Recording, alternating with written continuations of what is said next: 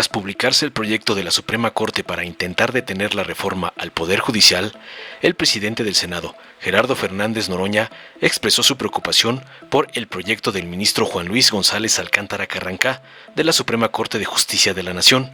Este proyecto propone revertir una reforma constitucional que ya forma parte de la legislación vigente, que establece que en junio de 2025 se elegirán por voto popular a las personas juzgadoras. Fernández Noroña advirtió que la Suprema Corte está actuando con una actitud de provocación y rebeldía, lo que podría llevar al país a una grave crisis constitucional. Subrayó que el Poder Judicial no tiene la facultad de invalidar las reformas constitucionales y afirmó que el gobierno está actuando con responsabilidad ante esta situación. Por su parte, el diputado Ricardo Monreal Ávila calificó la propuesta del ministro González Alcántara como ilegal y caprichosa, señalando que viola la Constitución y las leyes. Monreal afirmó que el proceso legislativo continuará y aseguró que la elección de jueces y magistrados se llevará a cabo como lo estipula la reforma. Criticó al Poder Judicial por intentar frenar los avances legislativos que buscan eliminar privilegios y vicios en el sistema judicial. Además, rechazó que se estén violando derechos ciudadanos y afirmó que la reforma es legítima, respaldada por el Congreso y las legislaturas locales. Concluyó contundente. Veamos enseguida cómo el presidente Noroña y Monreal destruyen la intentona del ministro traidor a AMLO para tumbar la reforma al corrupto Poder Judicial, ordenada por su amo, el lampón Claudio X. 29 de octubre de 2024 ha trascendido un proyecto de resolución del ministro Juan Luis González Alcántara, ministro de la Suprema Corte de Justicia de la Nación, donde la Corte se arroga el derecho de echar atrás una reforma constitucional, peor, una constitución ya vigente, porque los cambios que hicimos al Poder Judicial ya son parte de la Constitución y ley vigente en el país. Ahí se establece que se elegirán el primer domingo de junio de 2025 a todas las personas juzgadoras, y el Poder Judicial se ha rebelado contra esto, está en una actitud de franca provocación, de rebelión, no de desacato, de desobediencia absoluta al marco constitucional. No se ha consumado, necesitan 8 votos, ciertamente los tiene el bloque que encabeza la ministra presidenta Norma Piña, y están a un paso de llevar al país a una situación delicadísima, muy grave, de una crisis constitucional, porque ellos carecen de las atribuciones. El artículo 40, del cual buscan sostenerse de que somos una república federal,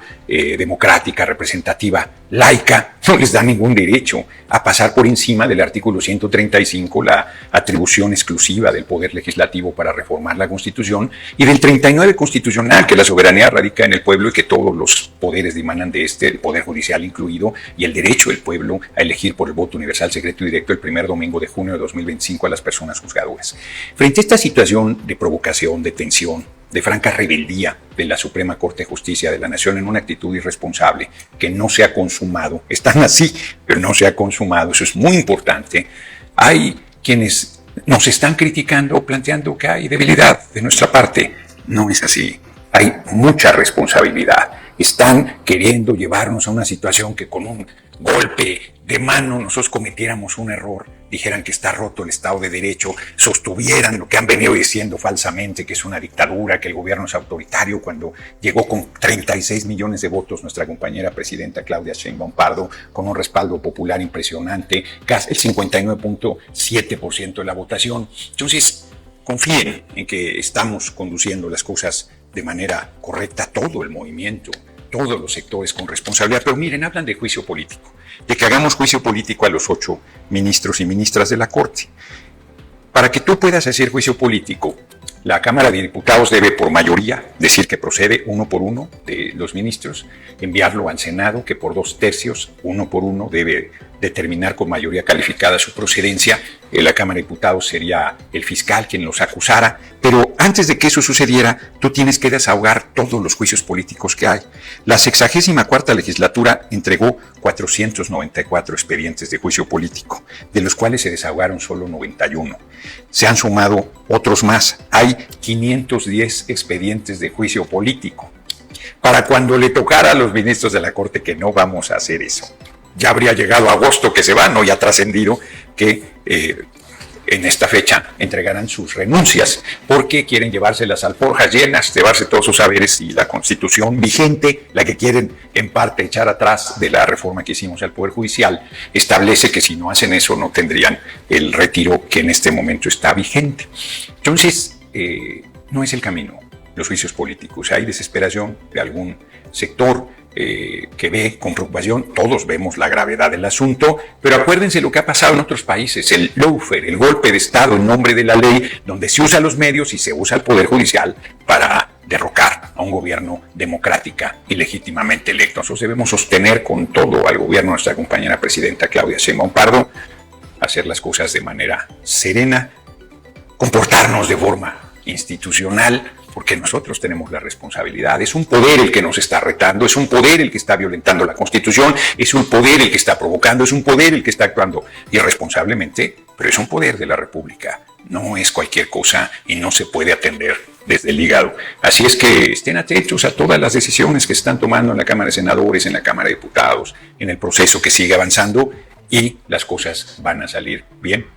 No va a haber poder que evite que las personas juzgadoras se elijan por el voto universal, secreto y directo de nuestro pueblo. Le queremos preguntar sobre el proyecto que está dando a conocer, porque distribuyó ya el ministro Alcántara, que declara la inconstitucionalidad de la elección de jueces. Jueces y magistrados, pero deja salvo la de ministros y magistrados electorales. El proyecto circulado por el ministro Alcántara es claro en sus propósitos, violando la Constitución y la ley. Eso es lo que nos da razón para que fijemos límites a las arbitrariedades del Poder Judicial, de sus jueces y de sus ministros.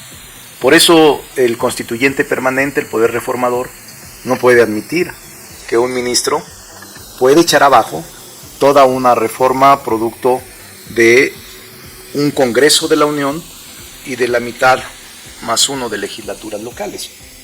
Es obvio que así sucediera. Nosotros no nos vamos a detener, habrá elección de jueces y magistrados, porque él no tiene competencia para invalidar una reforma constitucional. Viola el principio de legalidad, viola la doctrina, viola la jurisprudencia y asume un criterio totalmente caprichoso, arbitrario e ilegal.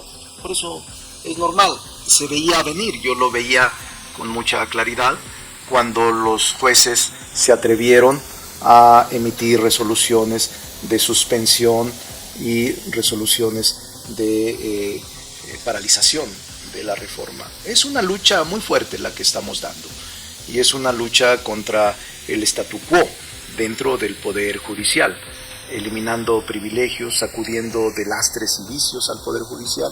Así es de que no hay ningún problema, ellos están haciendo lo que creen conveniente hacer, aunque sea inconstitucional, ilegal, arbitrario, y que raye en una barbaridad constitucional. Verdaderamente yo no creía que se atrevieran a tanto un ministro de la Corte, un juez o un magistrado, pero eso no nos va a detener. Nosotros vamos a continuar legislando y estableciendo límites en la Constitución para que no se cometan ese tipo de atrocidades y de inconstitucionalidades. ¿Ustedes no tomarán en cuenta? No, por supuesto que no. No tiene competencia, ni tiene tampoco jurisdicción, ni tiene facultades un ministro para invalidar una reforma constitucional. Está totalmente fuera de la legalidad, cometiendo actos bárbaros, inconstitucionales. Faltaría evidentemente que la vote el Pleno de la Suprema Corte. Ya ellos, pero es absurdo. La verdad es que absolutamente si la votaran es un acto arbitrario de un órgano incompetente y nosotros continuaremos. Eso nos da la razón de que lo que estamos legislando es lo correcto. Si no, estaríamos sometidos a un supremo poder conservador que no le importa lo que legisle el órgano reformador. No le importa que el Congreso de la Unión tenga todo lo que la Constitución previene para modificar la Carta Magna. No le importa que 16 más 1 legislaturas locales hayan votado por la reforma constitucional. Basta un solo hombre designado que quiera anular todo el esfuerzo de un pueblo mexicano. ¿No se violan o no se deja a los ciudadanos en la indefensión ante reformas que un ciudadano considere que va en contra de sus derechos. No, no debió, al contrario, se reafirma la superioridad, se reafirma la supremacía del órgano reformador, que además en la Constitución, en la doctrina, en la jurisprudencia y en la ley se reconocen. Pero como un ciudadano que considere que son violados sus derechos va a poder impugnar. Lo puede hacer. Cuando se trata de leyes, lo pueden hacer. ¿Cómo? A través de las vías que establece la Constitución y la ley. Cuando se trata de reformas constitucionales, ni antes procedían, ni ahora con la reforma van a proceder. Y también le quiero preguntar, ¿le van a otorgar al Instituto Nacional Electoral esos más de 13,000 millones de pesos que estaría presupuestando para la elección de junio próximo? La Cámara de Diputados es cámara facultada para revisar y aprobar el presupuesto. No nos ha llegado el proyecto, no tenemos el proyecto de presupuesto. Cuando nos llegue, opinaremos al respecto. Pero la Comisión Temporal de Presupuesto del INE ya está sacando un documento que evidentemente va a mandar primero al Consejo General y ese documento se va a mandar a Hacienda para que se integre, para que a su vez el gobierno federal lo entregue a la Cámara. Hasta en tanto no tenga yo el proyecto, voy a opinar. Pero creo que es importante que este proyecto se adecue a los tiempos que estamos viviendo. Y si es necesario destinar recursos económicos, se pueden destinar aprovechando los fondos que tenía el Poder Judicial y que ahora no están a disposición de ellos, sino del gobierno federal a través de la Secretaría de Hacienda. Dos precisiones, diputado. Sobre las tres leyes secundarias de la reforma del Poder Judicial que anunció hace un momento de ayer en redes sociales, ¿qué días se presentan y cuándo habría...? Pues en estos días, estoy viendo es que tenemos mucho trabajo, realmente no hemos descansado ni sábado ni domingo.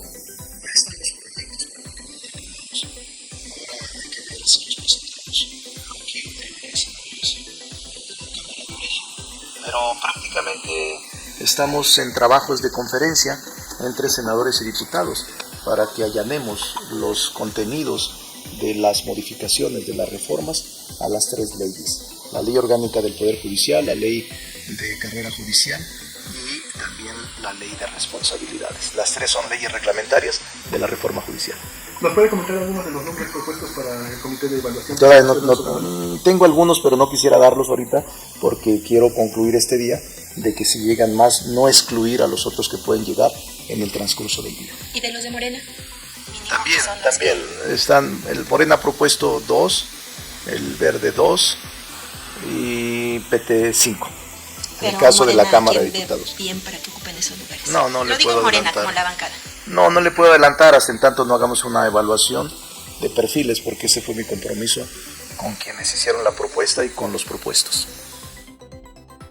Dale en me gusta, suscríbete, activa la campanita y compártelo para que más gente lo vea.